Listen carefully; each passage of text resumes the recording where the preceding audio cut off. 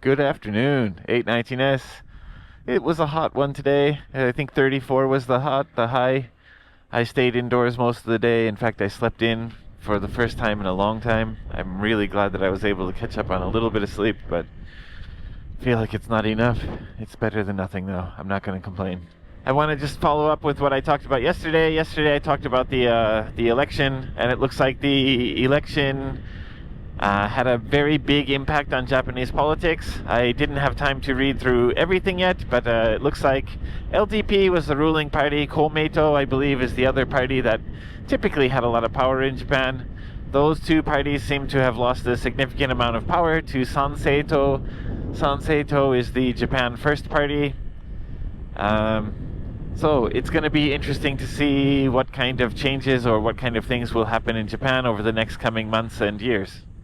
I don't have any specific opinion on it yet because I don't know that much about them.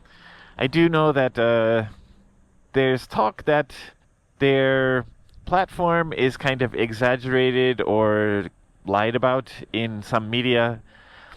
People in that party say that their beliefs are kind of misconstrued or exaggerated, and then people on the other side say, no, that's what they stand for. So just like in American politics, it's kind of hard to know exactly what's going on without doing a lot of research and paying attention to what the groups are saying themselves. As far as the idea of Japan First, I don't have any specific problem with that idea. Same thing with America First or Make America Great Again. The concept or idea seems to be good on its face. The exact policies and beliefs that you have to make those things true are kind of where, it's where the most important part is, right? If Japan really wanted to kick out foreigners, I think that they'd be doing themselves a big disservice. I don't think that the platform or party is for removing all foreigners. I don't even think that there's an anti-foreign bias, but I do think there's an anti-specific type of foreigner bias. And I'm not going to get into detail of what I think that is, because I'm not really a political type of channel. But I do think that there are certain groups that people oppose. And as an American who's been here for a long time and tries to generally follow the rules, I don't think that I'm one of the people that group opposes. I think I contribute to society. I do my job that provides a function to business people here in the country and helps their companies and businesses grow. I pay my taxes. I don't fight. I don't get in trouble with the police. I don't really do anything that's kind of anti-Japan. I think if I had to make decisions that were Japan first or America first, currently I would probably choose Japan first too, to be honest, because I've lived here for so long. I'm not anti-American. I would choose the American side over other choices in some things. I guess basically what I want to say is if you want to come to Japan, the idea of Japan First is what I believe their idea of Japan First is.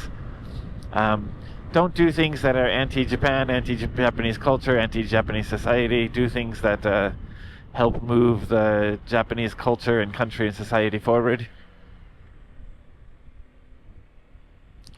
I can give you an example of my own life, or in my own life, where I think some of the things I might have done or said or whatever in America are different now because of my life in Japan and how Japanese culture or society has changed me. I watched a video where there were some, I'm assuming Americans, but I actually don't know, where there were some American people rolling on the ground across Shibuya Crossing. They were laying down flat on the ground and rolling across the street. And teenage me would have been like, that's kind of funny, it's unusual, it's not really hurting anybody, it's not causing any real problems. But I think the person who's lived in Japan for so long is just like, it's just weird, it's nonsense, it's stupid, it doesn't necessarily hurt anybody, but it actually doesn't provide anything good either. And I'm assuming those people did it for views and for clicks, which is kind of a worldwide scourge. It's not a specifically foreign thing. There are definitely Japanese people who do unusual things just for the clicks and for the views, because there's a lot of money to be made on social media, right? So, yeah, I think yeah, if you're not here to integrate, to be part of Japan, if you're not really here to learn Japanese culture and try to be more Japanese, I don't know. I'm not saying get out. That's definitely too extreme, but I don't know why would you come to a country to try to impose or force your rules, ideas, or beliefs on them? So, yeah, I guess that's basically my neutral political take or slightly biased political take. Yeah. If you want to go to Japan, act like Japanese people. You want to go to Italy, act like Italians. You want to go to America, act like Americans. Well, maybe don't do that, but you know what I mean. Alright, I guess that's all I want to say for this one. Thank you guys so much for watching. I'll see you in the next one. Get out there and ride. Definitely ride safe.